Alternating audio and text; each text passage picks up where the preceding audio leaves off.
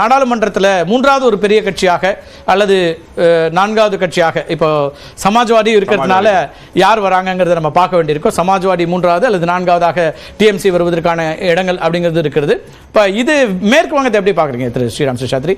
ஆச்சாரிட்டி நான் கேட்குறேன். மேற்கு வங்கம் ரொம்ப எதிர்பார்க்கப்பட்ட ஒரு மேற்கு வங்கம் போன வரை 18 இடங்கள்ல பிஜேபி வின் பண்ணிட்டு இருந்தாங்க. என்னை பொறுத்த வரைக்கும் இன்னும் 20 தாண்டுவாங்க. ஏன்னா அதுலேயும் பார்த்தீங்கன்னா உங்களுக்கு பல இடங்களில் உங்களுக்கு வந்து டிஎம்சியில் இந்த 4 டிஜிட் மார்க்குள்ளேயே தான் டிஃபரன்ஸ் இருக்கு. அதனால ஒரு 20க்கு. ஆனால் அந்த கன்சாலிடேட்டட் பிஜேபியினுடைய இடத்துல பார்த்தீங்கன்னா ஒரு 2 இடத்துல ஒண்டி தான் அவங்களுக்கு வந்து அந்த கன்சாலிடேட் ஆகாமல் இருக்கு. மீதியெல்லாம் வந்து 10,000 வாக்குகளுக்கு மேலே எல்லாம் வந்துட்டு இருக்கிறதான் பார்க்கிறேன் நான் எலெக்ஷன் கமிஷன் டேட்டா படி.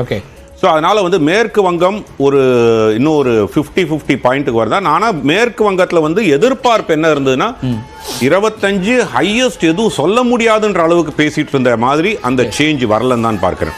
அதாவது 25 கண்டிப்பா வருவாங்க. நானே கூட எதிர்பார்த்தது 22 முதல் 25 வருவார்கள் எதிர்பார்த்தேன்.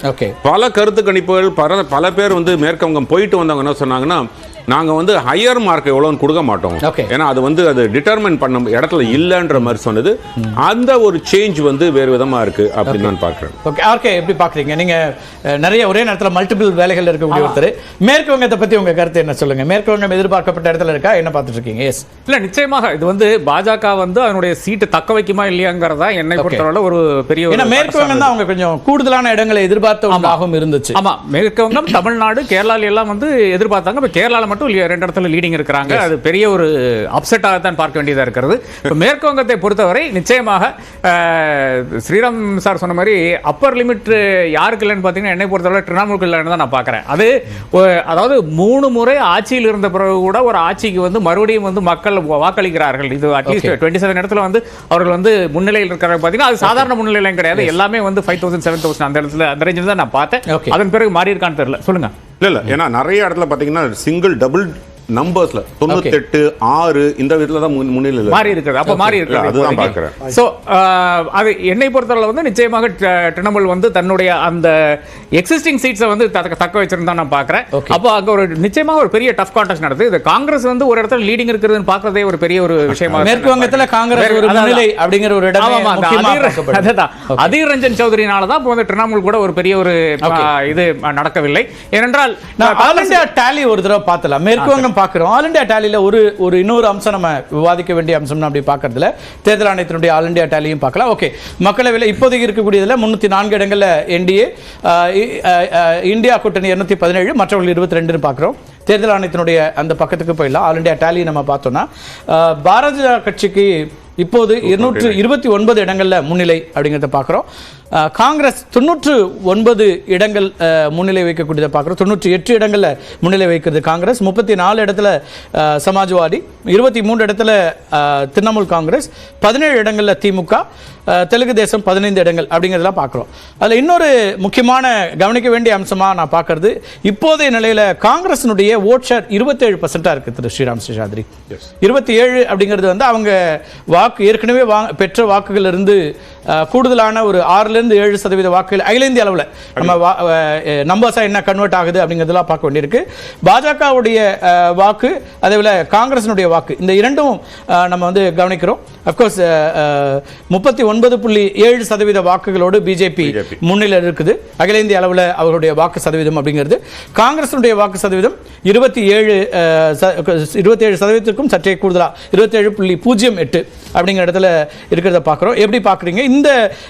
இது ஒரு பிளேயரா இருக்குமா? இதை எப்படி பார்க்க வேண்டியது? இதுல வந்து concentrated vote share gain Congress பார்த்தீங்கன்னா உங்களுக்கு உத்தரப்பிரதேசில் ஒரு 6 இடங்கள்ல ஒரு கிடைச்சது. அவங்களுக்கு வந்து லெஸ் தேன் 5% இருந்த இடம் அங்க பெரிய அளவில் உங்களுக்கு வந்திருக்குன்றது தான் அது ஒரு முக்கியமான இதுவா இருக்கு. ரெண்டாவது உங்களுக்கு கர்நாடகாவில் வந்து காங்கிரஸ்னுடைய நம்பர்ஸ் வந்து கொஞ்சம் ஈவன் தோ 7-8 இடங்கள்ல தான் லீடிங் இருக்காங்களோ அவங்களுக்கு வாக்கு சதவிகிதம் அங்க ஒரு பெரிய அளவில் இருக்கு. கேரளா இஸ் எனிவே இதெல்லாம் தான் கான்ட்ரிபியூட் பண்ணியிருக்கு. அஃப்கோர்ஸ் தமிழ்நாடு இதெல்லாம் தான் கான்ட்ரிபியூட் பண்ணியிருக்கே தவிர பாஜகனுடைய வாக்கு சதவிகிதம் கிட்டத்தட்ட தோராயம் அதே இதுல தான் இருக்கு. 1-2% முன்ன பின்னல இருக்கு, அவ்வளவுதான் இருக்கே தவிர அதுல பாஜக வாக்கு சதவீதம் குறையல. பட் எங்க குறைஞ்சிருக்குன்னா, ஒரு நீங்க எதிர்பார்த்த 2 மாநிலங்கள் உத்தரப்பிரதேசம் ஒரு பெரிய அளவிலும், வெஸ்ட் பெங்கால்ல ஒரு பெரிய அளவிலும், மகாராஷ்டிரால அவங்களுக்கு ஒன்றும் பாதிப்பு இல்ல, பிஜேபிக்கு தனிப்பட்ட முறையில் இழப்பு ஒன்றும் கிடையாது, பாதிப்பு இல்ல. பீகார்ல பாத்தீங்கன்னா நம்ம பீகாரும் பார்க்கணும். அதுல ஜேடியு வந்து நிதிஷ்குமார் வந்து ஒரு மிகப்பெரிய அளவுல ஒரு லீட் எடுத்து தற்போதைய செய்தி பார்க்கிறோம். அடுத்தடுத்த பொலிட்டிக்கல் டெவலப்மெண்ட்ஸ் நடக்க ஆரம்பிச்சிடும். சோனியா காந்தி அவர்கள் சற்று நேரத்தில் ஆலோசனை நடத்த இருக்கிறார் அப்படிங்கிறத பார்க்கிறோம். மக்களவை தேர்தல் முடிவுகள் தொடர்பாக தன்னுடைய ஆலோசனையை மேற்கொள்ள இருக்கிறார். கூட்டணி கட்சிகளோடு பேசுவது உள்ளிட்ட அம்சங்கள்லாம் அவங்க ஈடுபட இருக்கிறாங்க அப்படிங்கிற செய்தியை பார்க்கிறோம். இந்த எண்ணிக்கை காங்கிரஸுக்கு நிச்சயமா ஒரு சின்ன ஒரு கான்ஃபிடன்ஸ் கொடுத்திருக்கும் தான் நம்புறேன். ஏன்னா அவர்களுடைய தனிப்பட்ட முறையில் காங்கிரஸ் கட்சியுடைய எண்ணிக்கை கிட்டத்தட்ட 2 மடங்கை நோக்கி நகர்ந்து கொண்டு இருக்கிறது. அது போதான்னு தெரியாது. ஆனால் 98 அப்படிங்கிற இந்த நிலைங்கிறது அவங்களுக்கு வந்து ஒரு நம்பிக்கை கொடுக்கக்கூடிய ஒரு எண்ணிக்கையாக மாறி இருக்கக்கூடிய சூழல்ல இப்போது அவர்கள் அவருடைய ஜன்பத் சாலையில் இருக்கக்கூடிய அவருடைய இல்லத்தில் இப்போது அதற்கான ஒரு சந்திப்பும் நடக்க இருக்கிறது அப்படிங்கிற செய்தியை பார்க்குறோம். இதை கடந்து கூட நீங்கள் பீகார் பார்க்கலாம் சொன்னீங்க. பீகாருடைய எண்ணிக்கையும் ரொம்ப கவனிக்க வேண்டியது. பீகாருடைய எண்ணிக்கையும் நம்ம பார்க்கலாம் கூடிய விரைவில். தமிழ்நாட்டில் தற்போதைய நிலையில் 36 இடங்களில் திமுக கூட்டணி, 2 அதிமுக கூட்டணி, 1 பாஜக கூட்டணி முன்னிலை அப்படிங்கிறது அந்த 39ல் நம்ம பார்த்துட்டு இருக்கோம். அதுதான் தற்போதைய நிலை. பீகார் பீகாரை பொறுத்த வரைக்கும் நிச்சயமா நம்ம விவாதிக்க வேண்டிய ஒரு அம்சம் தான். பிஜேபி கூட்டணிக்கு வந்து 33 இடங்களில் முன்னிலை, ஆர்ஜேடி கூட்டணி 7 இடங்களில் முன்னிலை, மற்றவர்களுக்கு எதுவும் இல்லை அப்படிங்கிறத பார்க்குறோம். எப்படி பார்க்குறீங்க? இதில் பார்த்தீங்கன்னா உங்களுக்கு பீகாரில் ஆர்ஜேடி அண்ட் காங்கிரஸ் போன முறை வந்து பார்த்தீங்கன்னா 39-1 இருந்தது பிஜேபி பிளஸ். அதில் வந்து ஒரு ஆர்ஜேடிக்கு வந்து ஒரு கெயின், ஒரு 4 சீட்டு வந்திருக்கு, இப்போதைக்கு வந்துட்டு இருக்கு. ஜேடியு ஒரு பெரிய ஒரு நிதிஷ்குமாரனுடைய தலைமையில் இருக்கக்கூடிய அவர் 16 சீட்டு கிட்ட கண்டெஸ்ட் பண்ணது. He is actually holding on to அவருடைய சீட் எல்லாம் ஹோல்ட் பண்றாருன்னு தான் பார்க்குறோம். அண்ட் உங்களுக்கு சிராக் பாஸ்வானுடைய கட்சியாட்டம், மாஞ்சியினுடைய கட்சியாட்டம், அவர்கள்லாம் ஒரு பெரிய அளவில், Chirag Paswan I think still leading நான் கடைசியாக பார்த்ததுல. பிஜேபியும் ஜேடியும் பிஜேபியில் வந்து அந்த ஸ்ட்ராங்காக மெயின்டைன் பண்ணிட்டு இருக்காங்கன்னு தான் பார்க்குறது. ஸோ அதனால வந்து பீகாரை பொறுத்த உத்தரப்பிரதேஷ், பீகார் 2 தான் உங்களுக்கு 120 சீட்ல ப்ரெடாமினென்ட்டா யார் ஆட்சி அமைச்சாலும் கை கொடுக்க வேண்டிய இடத்துல உங்களுக்கு பீகார் வந்து என்டிஏ கூட இருந்திருக்கு. ஆனால் உத்தரப்பிரதேசம் ஒரு இன்னொரு 50 சீட்டு கிட்ட போவாங்கன்னு தான் பார்க்க முடியாது. ஏன்னா இப்போ 11 o'clock கிட்டத்தட்ட 11 மணி ஆகுது, நமக்கு 10:45. ஸோ ஒரு கன்சாலிடேஷன் வர ஆரம்பிச்சிருக்குன்னு தான் பார்க்குறேன். ஒரு கன்வர்ஜன்ஸ் அண்ட் கன்சாலிடேஷன் வர ஆரம்பிச்சது தான் பார்த்துருக்காங்க. அதனால மார்ஜினல் சீட்ஸ் பார்த்தீங்கன்னா இன்னும் பாதிக்கு மேல 3% மார்ஜின்ஸ்ல தான் இருக்காங்க. அதெல்லாமே மார்ஜினல் சீட்டா தான் நான் பார்க்கிறேன். இதுல இப்போ ஈவன் தேர்தல் ஆணையத்தினுடைய கணக்குப்படியும் பார்த்தோம்னா 13 இடங்கள்ல ஜேடியு முன்னிலை வைக்கக்கூடியதை பார்க்கிறோம். 9 இடங்கள்ல பிஜேபி முன்னிலை பீகாரை பொறுத்த வரைக்கும்.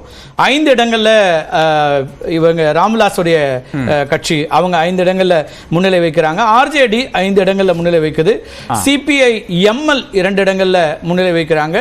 அதே போல சிபிஐ 1, காங்கிரஸ் 1 இடம் அப்படிங்கிற முன்னிலையில பார்க்கிறோம். கிட்டத்தட்ட 7ங்கிறது இவங்களோட கூட்டணி. அப்ப லாலு இன்னும் ஜேடியு வந்து தக்க வைக்கணும்னு பார்க்கும்போது அது ஒரு பெரிய ஒரு ஷாக்காகத்தான் இருக்கு. ஏனென்றால் அந்த அளவுக்கு, அதாவது அங்க இருக்கின்ற சாதாரண மக்களே, அதாவது பீகார் மக்கள் இங்க வந்து வேலை பார்க்குறவங்க கூட அந்த அளவுக்கு அந்த அவரை பத்தி கிண்டல் பண்ற, கேலி பண்ற, நிதிஷ்குமாரை கிண்டல் பண்ற, கேலி பண்ற ஒரு இடத்துல இருந்து நான் வந்து அப்ரோச் பண்றேன். ஆனா கடைசியில் அவர் ஜெயிச்சுட்டு வராருன்னு பார்க்கும்போது பெரிய ஷாக்கா இருக்குது. அதே மாதிரி தான் எனக்கு யூபியும் பெரிய ஷாக்கா இருக்கிறது. அது நீ எப்படி மாறுதுன்னு தெரியல, பட் இப்போதைக்கு வந்து பெரிய ஷாக்காகத்தான் இருக்கு யூபியினுடைய ரிசல்ட். மகாராஷ்டிரா நிச்சயமாக காங்கிரஸுக்கு அந்த எம்பிஏ கூட்டணிக்கு வந்து கை கொடுக்கிறதா பார்க்கிறது. கர்நாடகா தேர்தல் வந்து நிச்சயமாக ஒரு பெரிய ஒரு மறுபடியும் ஷாக்காகத்தான் இருக்கு. பிரஜ்வல் ரேவண்ணாவுடைய அந்த டேப் வந்த பிறகு தான் 14 சீட்டுக்கு தேர்தல் நடக்கிறது. அங்க வந்து கணிசமான இடத்துல வந்து ரேவண்ணா தொகுதியும் பார்த்தல, எனக்கு தெரிஞ்ச அவர் முன்னிலை வைக்க தான் வாய்ப்புகள் அதிகம். அப்படியே வயநாடும் கொஞ்சம் பார்க்கணுங்க. அவர் 60,000 ஓட்டுக்கு கட்டாயமா லீடிங் கட்டாயம். முக்கியமான தொகுதி எல்லாமே பார்க்க வேண்டியிருக்கிறது. வயநாடு உள்ளிட்ட விஐபி தொகுதிகளையும் நம்ம பார்க்கணும். அகில இந்திய அளவில் விஐபி தொகுதிகளோட நம்ம இங்க மேஜிக்